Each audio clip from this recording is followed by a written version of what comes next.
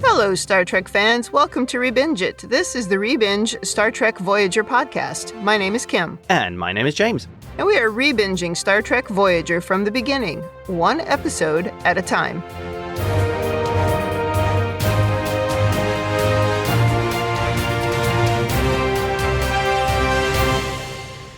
Welcome back to the podcast. Today, we're on Season 3, Episode 4, The Swarm. This episode aired September 25th, 1996. Anything to say about last week's episode before we continue here? Although I enjoyed the episode, I think my favorite Star Trek prison drama is still Hard Time with Miles O'Brien. Yeah, this isn't better than that, for sure. I did like it, though. I'm very happy to have an episode back on the ship. Let's stay on the ship. Yeah. All right, well, should we get started? Yes, and I have the notes this week. We open on a cool space shot of an awesome-looking shuttle. And have we seen this style of shuttle before? Before Voyager, no. But on Voyager, I think so? Maybe? I don't remember ships. I really love the design of it. I think it looks really cool. It's cute. It does seem very, very small, though, like it wouldn't be terribly practical. Yeah, and not very safe. Yeah. But it's definitely cooler looking than the sort of more squarish ones that just look like a lunchbox. And maybe they were made in order to create merchandise. Designed around a lunchbox. Yeah, this looks more like a toy you might want to play with. I think you mean a collectible model. Mm-hmm. Tom and B'Elanna are investigating some sensor readings. B'Elanna seems to not be enjoying it at all and says it was nothing. It was probably just an anomaly. And this falls under the time-honored problem of deciding, oh, that sound you heard, it was nothing. Yeah, certainly in a horror movie. That usually gets you killed if you're not a main member of the cast. Well, while they're scanning, Tom indulges in a little nosy gossip, asking about an ensign called Bristow, who seems to rather like B'Elanna.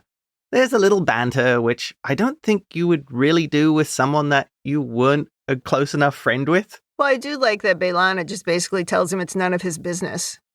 Yeah, she does shut him down immediately. I guess this is Tom doing that thing where he is kind of nosy and pushy. He's nosy. And I could see him being in people's business. He's nosy, but he's also, like, naturally flirty, which at work is so annoying when you work with people like that. Yeah, it's like, get out of my business. I did like that Tom invited B'Elanna to join him in a holodeck program that's sailing on Lake Como. Yeah, and she's like, no. Well, here's a question, Kim, for you. Mm-hmm. Do you know any women who would actually think going on a sailing date would be a good idea? Not personally. I'm sure they exist. Do I want to do that? No. But look, sailing is a lot of work, and it's difficult. And if you didn't, like, grow up with it, just watch Friends. And when Rachel and Joey go sailing. Well, I always like the line, because we have sailors in my family. And I like the humorous description that sailing is being perpetually one step away from disaster. Yeah. That and, like, rock climbing. Oh, yeah, that's a very bad one. It's not a first date kind of thing. You might, work your way towards that. Yeah. This is where I think Robert Duncan McNeill does manage to do a good job, because I think if you didn't play that right, he could come across as just, like, a full-of-himself douchebag. Yeah. Yes, definitely. I wonder if that's how they intended to write him, and McNeill did something better. Well, I think about what they tried to do with Riker. I couldn't stand Riker in the beginning because they were trying to make him this weird playboy, which I just found really unattractive, and I find unattractive in real life. But once he kind of stopped being awkwardly flirty and just became sort of a normal person, he became one of my favorite characters. Yeah. Well, things suddenly start to go badly as they cross a tachyon field, and immediately two ships attached to the hull. They couldn't detect them, and two very lizard-looking aliens beam on board, make a few unintelligible clicky noises, and then shoot Tom and B'Elanna. Then do a little bit more clicking and beam away. And into the opening credits. What's more scary than an alien or a monster that all you hear is clicking? Oh, that is pretty good. I mean, that is really scary. The only thing maybe scarier is when the screen is all black and you just hear a deep growl. Oh, that would be pretty bad, yeah. Both are scary. So these were some scary aliens, for sure. And their first contact procedure seems to be beam over and shoot them. But they didn't kill them, although that's not what they're after, right? They're after energy, so. Thinking some more about this scene, I think it would have been better with Harry, because I think it would have been more natural. For Harry and B'Elanna? Yes, and I would see Harry more like family being able to, rib a sibling about someone who likes them. And Tom just sort of seems more nosy and would be after gossip. Whereas Harry would be like, hey, what about that guy who seemed to kind of like you, sort of thing. Well, yeah, but you want your pilot, and I guess in this case, your engineer. I mean, really, it should have probably been Harry and Tom is probably who should have been out here, not B'Elanna. Why would you send your chief engineer out? And your best pilot.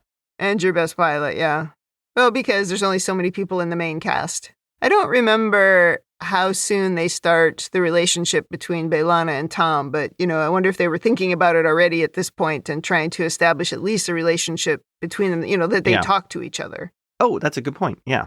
Back from the titles, and the Doctor is in the holodeck, singing in an opera, which I believe is La Boheme. And perhaps most importantly, the Doctor is wearing an impressive Star Trek level toupee. Oh, the wig is bad. And the plaid pants that he's wearing, too, those are bad. It reminds me of, like, a community theater costume. Oh, funny.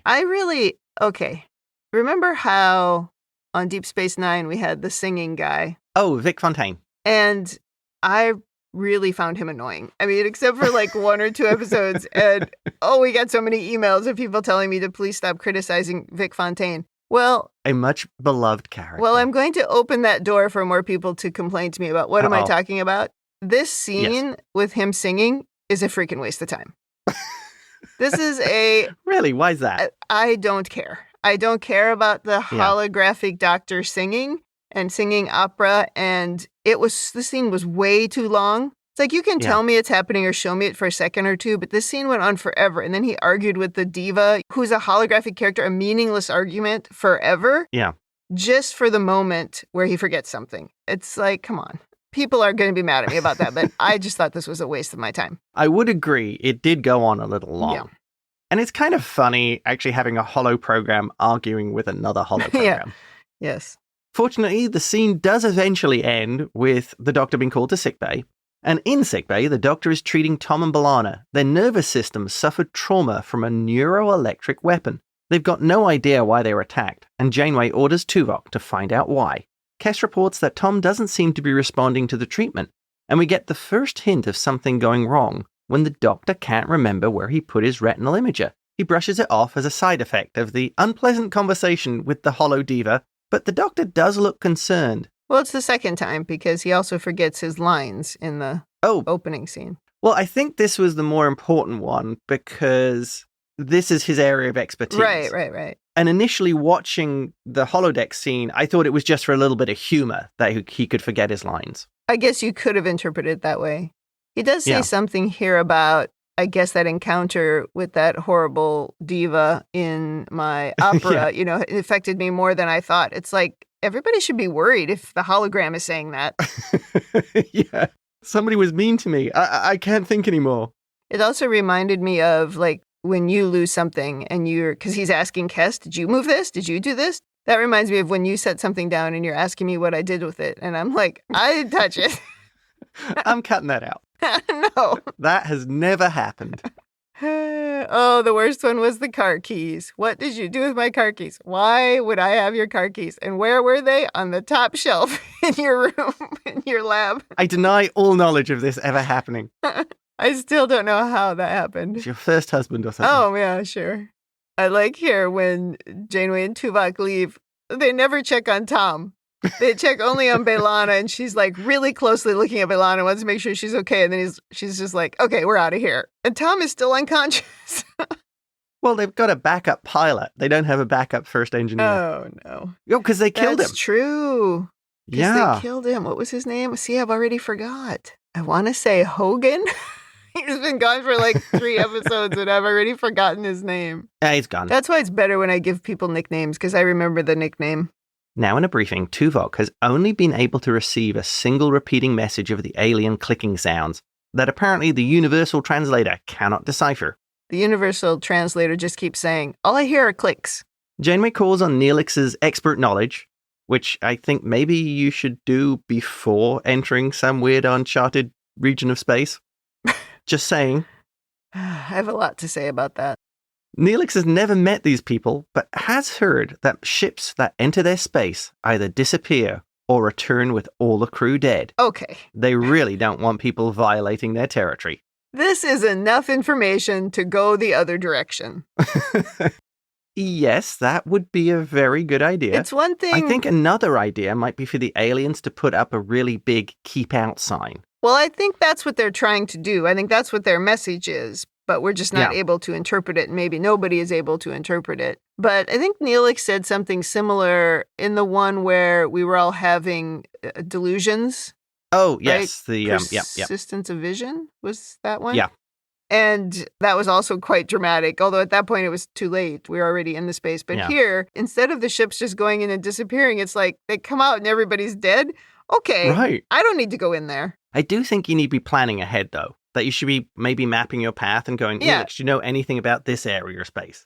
Rather than once we're already in it. I agree. Is that a big deal? Because then maybe you would have gone a different way. I mean, yes, we should have planned a months in advance route and just said, Neelix, sit here and look at this plan. I also feel there's a lot of two-dimensional thinking. I don't know if it's deliberate to give the audience an easier idea. Yeah. But space isn't flat. I know. She says it's 15 months around. Well, what if you go up and across? Yeah, go over it or under it. Is it a giant bubble? It can't go down into infinity. Yes, exactly. I don't know. We don't spend a lot of time thinking about stuff like that or talking about stuff like that in Star Trek. But yeah. I guess a reviewer, it would be quite hard to visualize 3D space, seeing as we don't live in it. Yeah. Being able to think that you can go in any direction. It's not impossible, though. I mean, the science advisors you'd think would be poking at things like that. There's only one, and they only work Thursdays. I see. Harry reports going around this racer's huge area of space would add 15 months to the journey. And Janeway's not having any of this. She's going through. Yeah, but what's the difference, really, between 70 years and 70 years plus 15 months? I don't understand that. I'm going to go with her here. I think it's a morale issue. Because they don't really delve into these things, we don't know what morale is like on the ship. And maybe that would be a real hit if you say, we've got to go around, it's going to add 15 months. Because you look at that in the short term. You don't look at the big picture, maybe. I feel like we at least know a little bit about morale based on the episode Resolutions, where they went all the way back to get Chakotay and Janeway because they wanted to stick together. Yeah. So I think we know a little bit about morale from that. And also even from the 37s, where everybody wanted to stick on this journey and stick together. And I would hope that after Basics, we'd sort of pulled together. Although it is possible that made us fracture a bit when we went, what are we going after this stupid baby for? And also Seska, who fools us every time. So morale, I guess, may have splintered then, but there have been no hints of it. The only morale hint that we've been given, I would say, recently was from Resolutions. Yeah. Maybe as a good captain, Janeway doesn't want to put stress on the crew and on morale. I'm just naturally more conservative than she is. She's got this much more Kirkian attitude, right? Where she says this thing about bullies that I'm just like, I'm not sure she's reading it correctly, or at least not the way I would read it. There is an interesting take from Tuvok, who does point out that encroaching on territory of an alien species is prohibited by Starfleet regulation.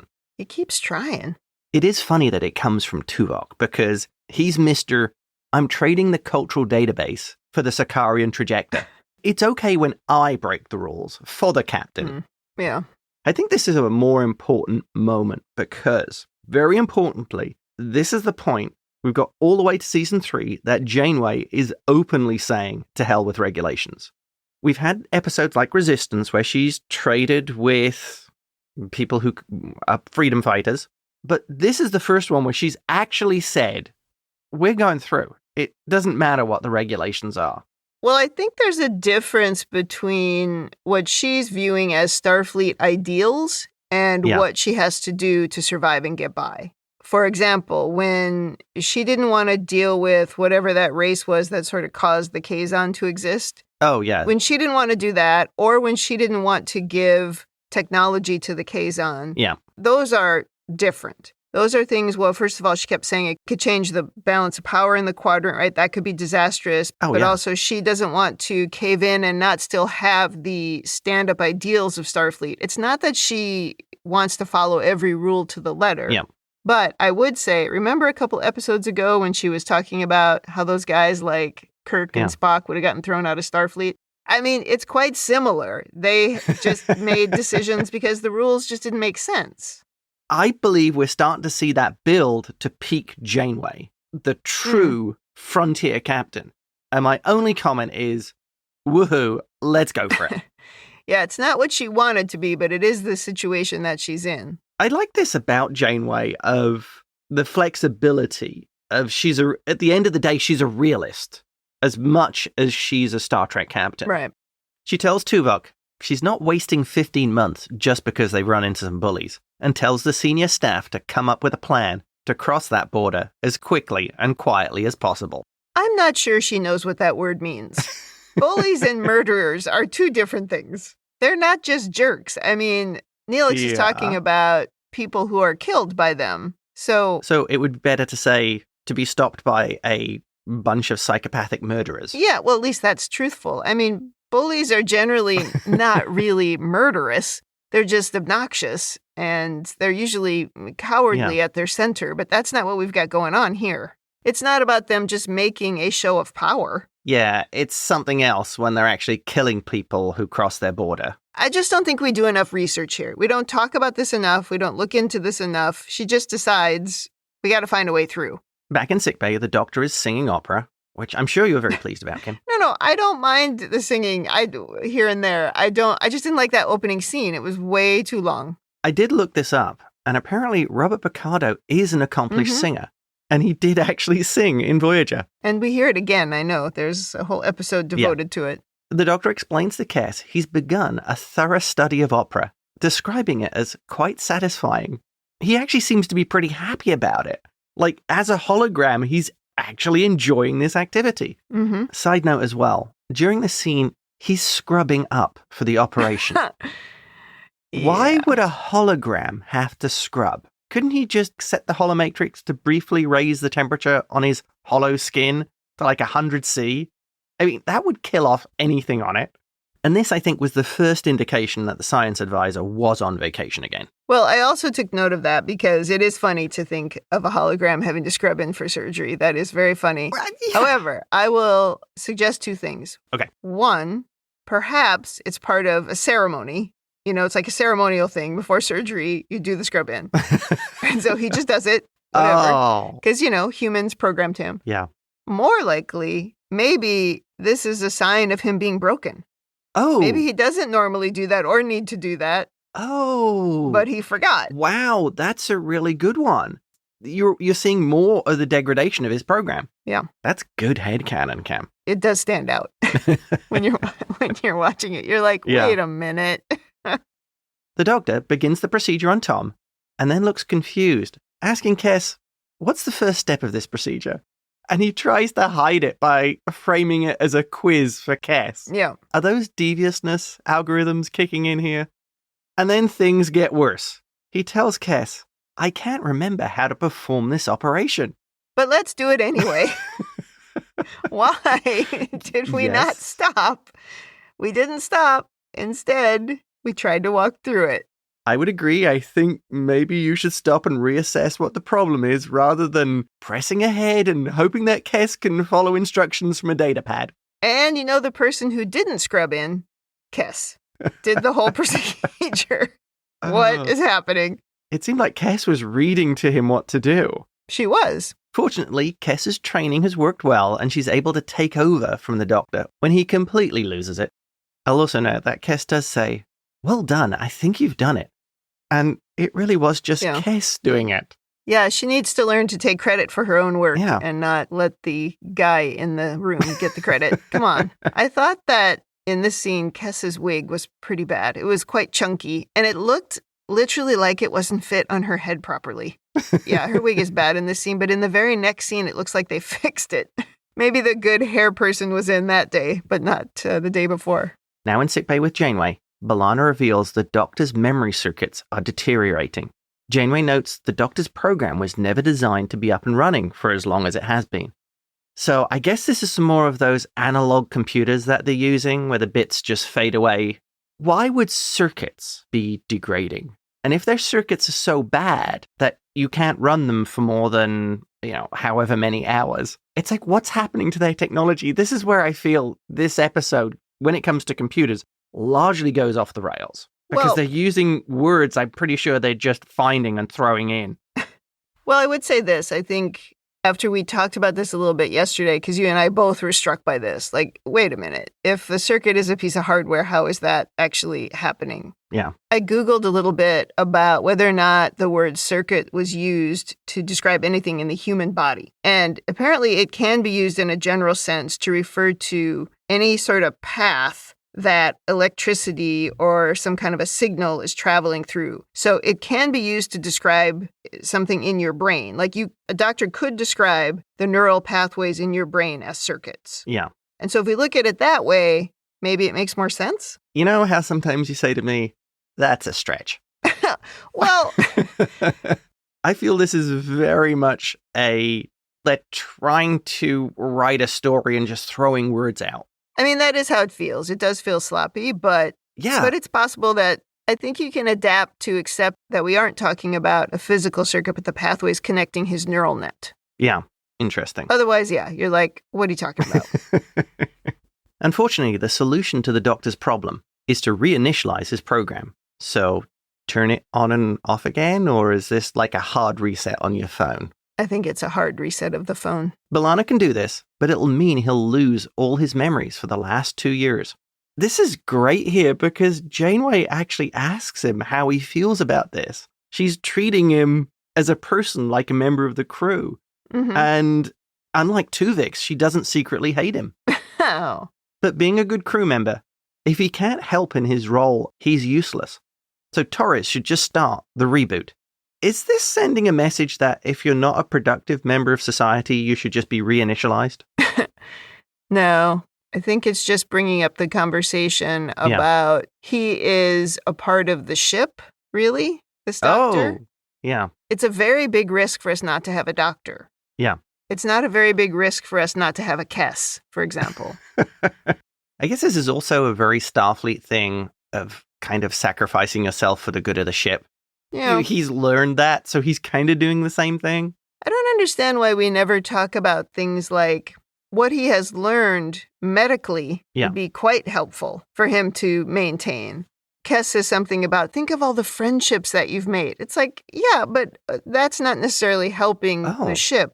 What about the medical stuff you learned from the Vidians? Exactly. That is valuable. Yeah, agreed. I can't remember the name of that movie where they keep erasing the person's brain every time they do something. Oh, yeah, yeah. And that really annoyed me because I'm like, he's never going to be a great hacker. I think that's what he was supposed to be because he's never able to learn from the stuff that he does. And things will evolve and change over time. So his base knowledge isn't always going to be enough. Yeah. This kept driving me crazy in that movie. I'm like, no, now he's back to being as dumb as he was at the beginning.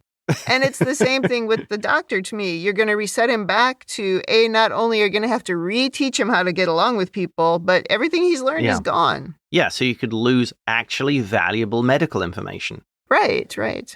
Kes makes an impassioned plea to Janeway and convinces her not to lose everything the Doctor has learned and look for a less radical solution. And again, because he's not Tuvix, Janeway agrees. Kes's wig looks way better in this scene. I would like to point out that Kes says she can handle any little medical thing that comes up. She's like, Tom is fine. I can handle whatever happens. We are about to cross into very dangerous space without our doctor. Very good point. Again, terrible idea. Like, let's sit here and solve the doctor problem before we do that. Nope, that's not what we're going to do. What's the rush? Solve one problem at a time. Yeah. Back to the bridge, and Harry's figured out how to get across the alien's border. Janeway immediately orders, Helm, set course for the border. I mean... Caution or testing be damned.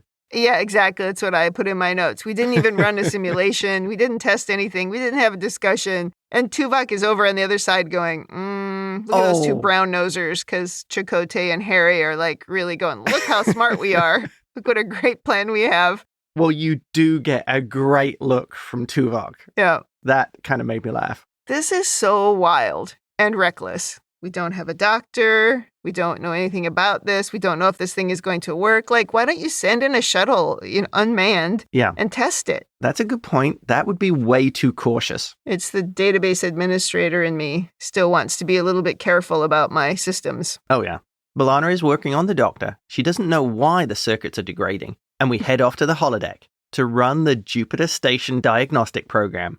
And here we see another hologram Zimmerman. This time, it's actually Zimmerman serving as a holographic diagnostic. Why is he wearing, like, a painter's smock instead of an actual, like, lab technician's jacket? It's like they were aiming for a lab coat, but got stuck with a burlap sack.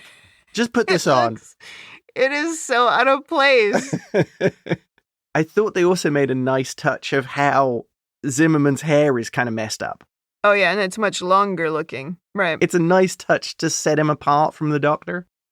So the Holo Zimmerman is pretty much as you'd expect. He's kind of rude to B'Elanna and just keeps on referring to the Doctor as it. Yeah, that's right, he does. But at least he finds the problem, a memory fragmentation issue. And my first thought was, can't they just run defrag?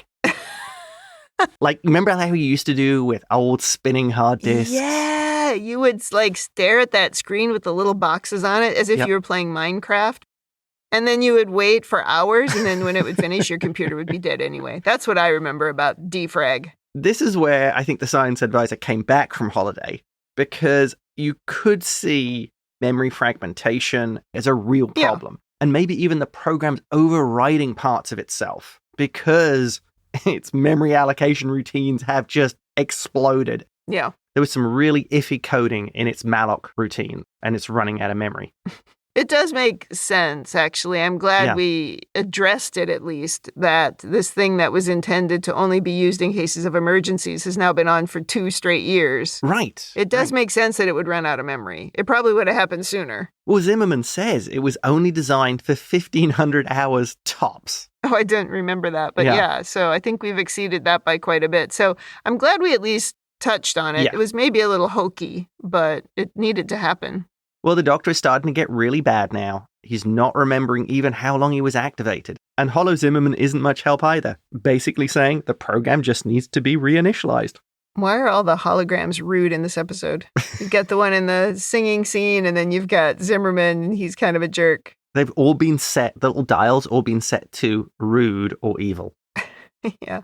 The Doctor is really quite touching here because he seems upset and anxious when B'Elanna has to leave. Yeah, there are a lot of parallels to people with Alzheimer's. What's going on with the Doctor's character. It didn't strike me right away, but you really get it in the upcoming scene here with Kes. That is my number one note about this whole episode. Mm-hmm. On the bridge, they're ready to cross the border, and scans show a huge ship. But when they put it on the view screen, it's really thousands of small ships in a huge swarm. Tuvok can't read any energy signatures, so they're all powered down. But by all means, let's fly into it. Janeway gives the order, and they're off, crossing the border and through the sensor net. Oh, this is a terrible idea. They've not been detected and immediately jump to warp 9.75. It'll take them about 36 hours to cross this space at the highest speed. But of course, things can't go to plan. Tom reports something is dragging on the engines, and Harry reports a resonant particle wave is dampening the warp field.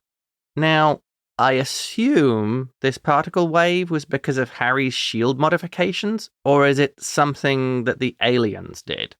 Oh, I was thinking it was something the aliens did. Yeah. And also something we certainly would have noticed if we had sent in a test. Yeah, I would agree with your assumption.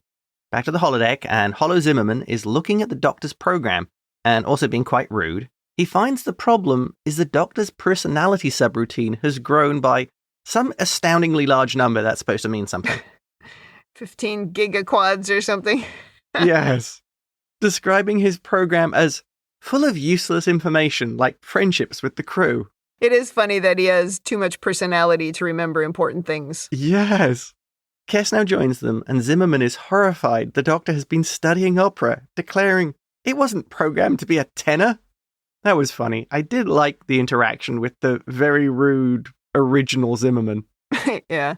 It made me think, too, that all of us are like that. We all have our memories filled with nonsense. Can't remember what we need to when we want to remember it. Oh, you mean like the way I can remember dialogue and plot lines from movies but can't remember anything useful? Yeah. Lyrics from a song from 1984. Not a problem. Kes argues with Zimmerman, saying that the Doctor is more than just the algorithms he was programmed with, describing him as a friend.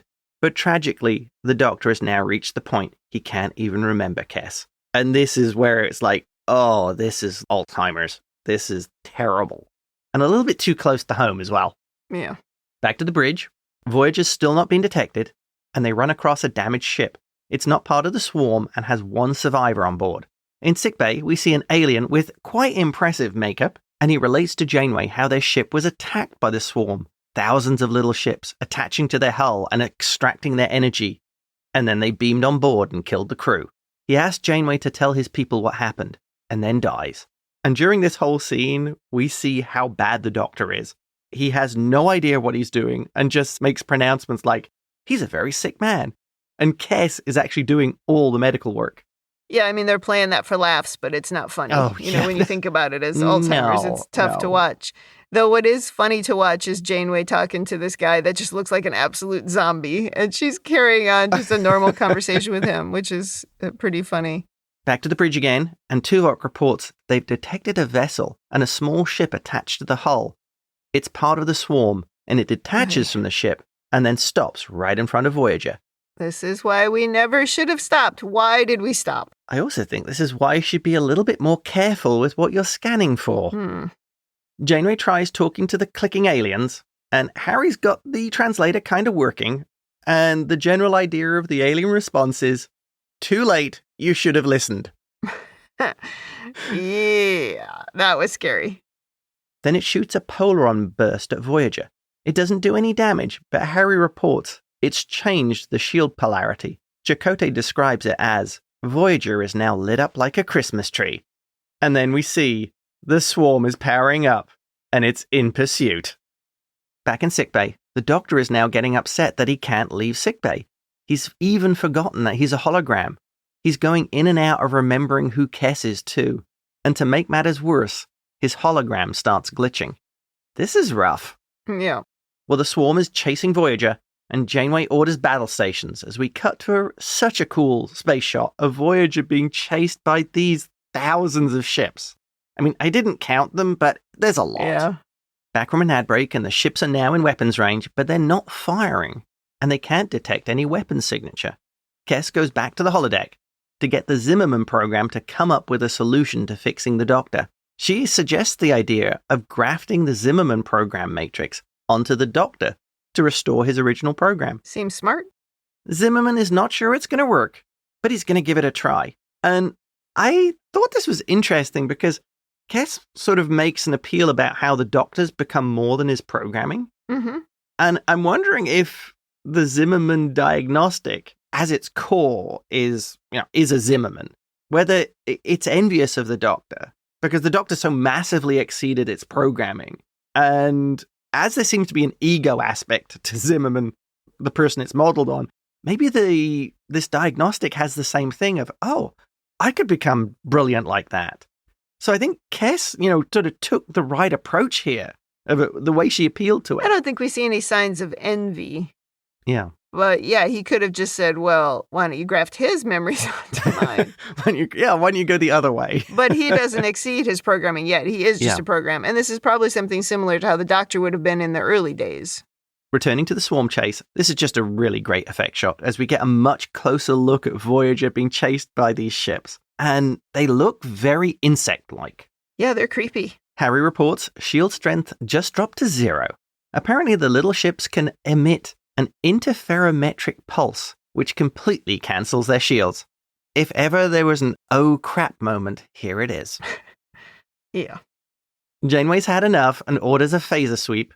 Unfortunately, the pulse the swarm is making reflects the phaser right back at Voyager. So in summary, you can't go to full warp, they've now negated your shields, and they can reflect your weapons. You are really screwed. Yes, you are. Fortunately, the swarm is now only 7 kilometers away and still closing. Back to sickbay, and Holo Zimmerman is preparing the Matrix overlay. They'll both be offline during this process, and he asks Kes to activate the EMH once it's complete. He tells her they have one chance, because after this, the Zimmerman program will no longer exist. And he does have a good line here, saying, "It's been a brief existence, but apparently a noble one." Yeah, that was a very doctor answer. Yes. He starts the program, and all of the Robert Picardos disappear. Outside, the swarm's finally caught up. Tom can't shake them, and they begin attaching to the hull, draining Voyager's systems. And they really look like cockroaches here. Yes, they do. Some kind of space-leeching cockroach. Well, Harry's done it. He's figured out the alien pulses, and there are a lattice connecting all the swarm ships together. Janeway orders Harry to adjust the shields to an inverse of the swarm pulse. But before he can do that, they start getting boarded.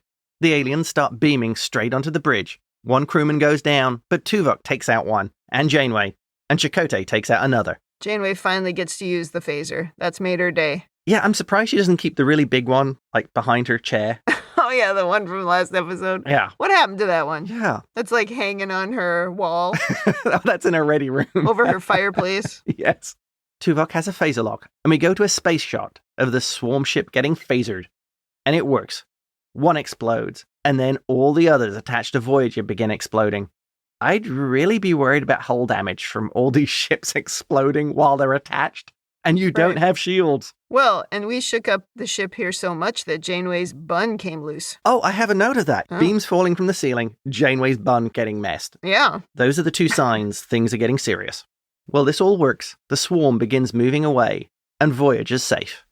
In sickbay, Kes is waiting with B'Elanna for the merge program to complete, and she seems a little anxious. Yeah. Major Roddenberry announces the Zimmerman program is complete, and Kes activates the EMH. Initially, the Doctor seems to be back to his original self, seemingly not knowing who Kes and B'Elanna are. But when he returns to his office, he begins to hum, and then starts singing opera again. And we close on the Doctor singing as Voyager fades into the distance, all while violating the territorial sovereignty of a sentient alien species. Yeah. The end.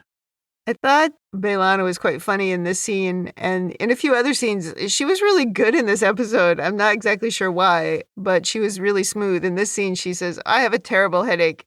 And then he right? And then he's like, "Oh, well, I guess I could give you something for it." And she just goes, the way that she said thank you made me laugh out loud. I don't know what it was about B'Elanna in this episode. I really liked her. Well, I think she's a very no-nonsense person, and I don't think she really takes any stick from him. Yeah, clearly. Well, do you have over-analysis?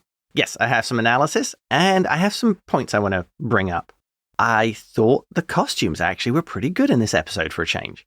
We don't get a lot of aliens like we did in Deep Space Nine. No. So seeing, these aliens and the guy who was in sickbay, it was nice to see some costuming for a change. Yeah, they had a sort of Borg-like feeling, right? Because you couldn't quite see their faces, and they were all dressed in exactly the same color. Right. It probably meant there was only actually one actor. Maybe two. Next observation is, this gave me real Star Trek Beyond vibes. Remember the swarm that was in that movie attacking the Enterprise? Gosh, no. I only watched that movie once. Oh. I don't remember. Well, I feel that movie had some parallels to this. Although I expect the budget and Beyond for the effects was probably more than the entire season of Voyager. Probably. I only remember two things from that movie, and one is that Idris Elba was in it. Yep. And the other is the thing with bones. You know what I'm talking about. Yes. I'd advise people to go and watch that movie. Yes, there's just a very funny moment with him. And maybe my final observation is, if you look at it as Alzheimer's, it's really kind of awful. I mean, not the episode, I mean, what actually happens to people. Yeah, totally. And there's even, there's the scene where he gets agitated, and you can see how hard it is on Kes. Yeah. Yeah. To me, that's one of those things of, it's almost too real. Yeah. Okay. Yeah. Moving on to some overanalysis. I believe this alien race, this swarm race, this is what technologically advanced cockroaches turn into. Oh, no. Maybe they are just cockroaches. I thought the ships looked fantastic and really did seem like they were sort of cockroaches. Yeah, maybe whatever planet they're from had some kind of a nuclear explosion and the cockroaches like evolved into this. The cockroaches took all the technology and turned into this. Yeah. Next thing. Yet more chaos in their wake. They've destroyed several of these alien ships, potentially made them even more paranoid about outsiders. Yeah, they may have made it worse. And, maybe even ended up putting Starfleet on this race's enemies list. Maybe. Voyager's name is a curse in 100 Delta Quadrant languages. Yeah, I think it depends on were those little ships manned? I think so. Okay, so you think they had the little clicky people on it? Yes. Maybe only a couple of them, but I assumed there were people on board. Then, yeah, they probably did make it worse. Although we're supposed to believe they were going to take, 4 days to get through, and we're just going to say we had this one little encounter and that was the end? Well, you hope they won't come back. I mean, maybe they'll figure out they can use a different frequency or... Well, but do you think there's only one swarm in all of space that they have? I would imagine if they're a swarming species, probably. Okay. That they all stick together. There isn't separate groups of them. Next thing. I feel if the writers ever learn about making backups, this would kill a lot of storylines involving holodecks and computers. I still remember that database conference I went to where the guy just talked about how a lot of TV shows were just about the lack of backups. And it was very funny because then he was showing clips from things like Alias. He's like, if they just had a backup, this wouldn't matter. It's so true. Yeah. But I have experienced the thing where the thing you have is so big, you can't afford to back it up. The downside of some startups. Yeah. And my final thing. I made the comment earlier about how maybe they should have better signs saying don't cross into our space, stay out, and record it in more languages than just clicking. And I thought, maybe they actually do want people to cross over there. Because they want their energy. Because they want to steal their energy, their ships. Yeah, that's a good point. Take the life force from their people, whatever they do. So they are sort of aggressive in a way that they keep their borders open because they want to act like pirates. I mean, that's possible. Well, we don't know that they need the energy to survive or whether or not they just take the energy because that's their only weapon. Right? Because none of those little ships had weapons. So the only way that they know how to attack is to drain their so-called enemy of all their energy, and then they just die. Oh, so that's also their defense mechanism as well. Yeah. Oh, maybe we're looking at it the wrong way, and these are actually a peace-loving people that just want to live on their own, in their own privacy, and these people keep on invading their space. Maybe. And you know like how bees will swarm around a wasp or a hornet and then cook it to death? This is their equivalent of that. Of this, from their perspective, it is an entirely defensive move. They're not the aggressors here. Could be. And that wraps it up from me. Well, we already talked about the Alzheimer's parallel. Yep. The one thing I have is that we really need to learn from this encounter because in this episode or in this thing that's happened to them, they encountered some aliens that literally had no weapons, at least no weapons that they understood to be weapons. Yeah. And yet they were still quite deadly and have managed to, apparently, to kill many people and disable many ships. Neutralize their shields. Let's learn something from that. Let's take that on as something, hey, why don't we do the same thing when we get into trouble? I think it was only working because of the volume of them. It was a small amount of energy each one was putting out in this beam that they were projecting. And that's what managed to knock their ships out or their shields out completely. It's like one ship doing it, no big deal. 10 ships doing it, same thing. 50,000 ships doing it, you're in trouble. Okay, I guess that makes sense. The next thing I had was, so the doctor is back to normal? Well, he will be next week, yeah. Yeah, because he didn't remember Castor Belana, and then he went in the other room and started singing, and so everything's fine? I'm going to go headcanon and say that was just showing that the new and the old program matrix, the overlay, was starting to bring in the Doctor's memories. So his personality was starting to reassert itself into the new program. Although that wasn't explained and it's pure headcanon. So it did like a cold boot up and then was slowly bringing up all the other services. Yeah, exactly. Yeah. Okay. All the other cron jobs were kicking off from the initial boot. Yeah. Oh, the cron jobs. All right. That was sort of all the overanalysis I had. I mean, other than I really felt like what we did here was wildly reckless. Oh, yes. I mean, we went in without a doctor. Yep. We went in without asking enough questions. We didn't really do any research. We put everybody at risk. And I don't understand that. It's like you claim you're doing everything to get this crew home, but then you do just ridiculously dangerous things for no reason. They didn't have to do this immediately. They could have all focused on fixing the doctor. Yeah. And then said, okay, at least we have a doctor, and they could have spent that time with somebody else focusing on doing some research, doing some testing, sending drones in. Come on. Just wildly reckless. Your idea of just put this on a shuttle and send a shuttle through, see what happens. Yeah. So the women in the future section, I don't have anything, no complaints. Yeah. And then Janeway's leadership quarter is really just all about, we are crazy. I think I said earlier, I can kind of understand her concerns and the potential for impacting morale, but at the end of the day, you are violating the territorial integrity of a spacefaring alien race, which could look at this as an act of war. Mm-hmm. And anything that happens after that is on the captain's neck. And you can't even communicate with them. Yeah. So, your hope of negotiating your way out of something, it's going to be impossible. Oh. So even that, if we'd spent a little bit more time trying to learn the language or get the universal translator working, even that would have made sense. More headcanon. It could be as simple as if they'd waited to get the communication working, it could have been a trade. They could have traded something to get across their space or just asked nicely for permission. Yeah. I did notice one funny thing. Yeah. There's a scene where Kes comes to the bridge right in the middle of all the terrible things happening, like when our shields go down to zero. And she says, oh, this is bad with the doctor. And Janeway just basically says, I cannot spare B'Elanna or Harry right now. You're just going to have to wait. And she gets in the turbo lift and then she calls someone in sickbay to ask how the doctor is. And the woman answers. Yep. And you're like, who the hell is that? And then she changes and she goes to Jupiter Station, the holodeck.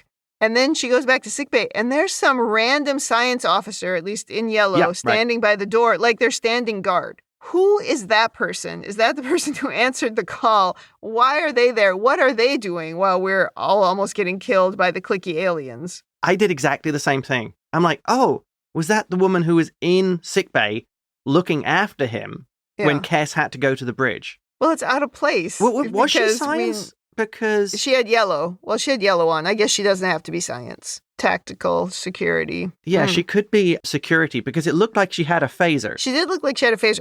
What's she guarding? The hologram? I assume just to make sure the doctor doesn't try and leave holodeck or try and keep him calm. He could still do damage, potentially. I was wondering if, because normally you would just deactivate the doctor, but Janeway had specifically told her, no, keep him talking. Maybe that will help keep him alive longer, keep his brain working longer. So maybe she just found a security person and said, just come in here and talk to him while I'm gone. Yep. But it's so funny because we never expect that, right? There's never characters like that are just standing there with nothing to do, but it seems like maybe they had a line, but they were off screen. So it maybe wasn't that person talking because then they didn't have to pay her because it was, she was just standing in the scene. They didn't have to pay her to act. And it was somebody else who did the voiceover. I don't know. Yeah. But yeah, I definitely noticed that. Yeah, then they only have to pay her the extra rate if she doesn't say anything. Right, totally.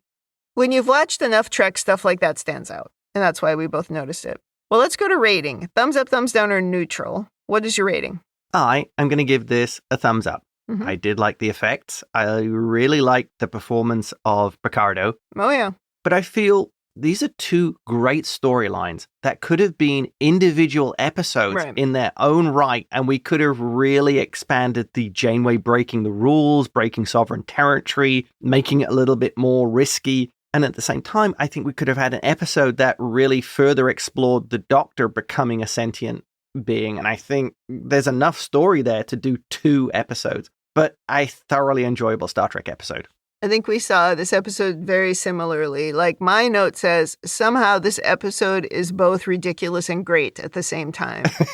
Yes. I absolutely give it a thumbs up, but I agree it was like there were 2 A stories or 2 B stories. Yes. Like I don't know which one was the A and which one was the B because they kind of spent the same amount of time on each one. At least I didn't go and time it, but that's sort of how it felt. Yeah. But I think you could have pushed the space story a little bit farther back and had more of the Doctor story or the other way around. But instead, they are sort of competing main storylines, which is okay, except the space battle part of the story would have benefited from more time. Yes. Like more discussion, like I said, more planning and a little bit more explanation and not making it so abrupt at the end. Because just because we got by the one swarm doesn't mean we're out of it. We still have 4 days to go through here. Yeah. So I did think we sort of drained too much from that story. And just like you said, both could have been an episode on their own with some other B story behind it. So I absolutely agree with your assessment, but I still loved it. I thought it was a great episode. I would agree.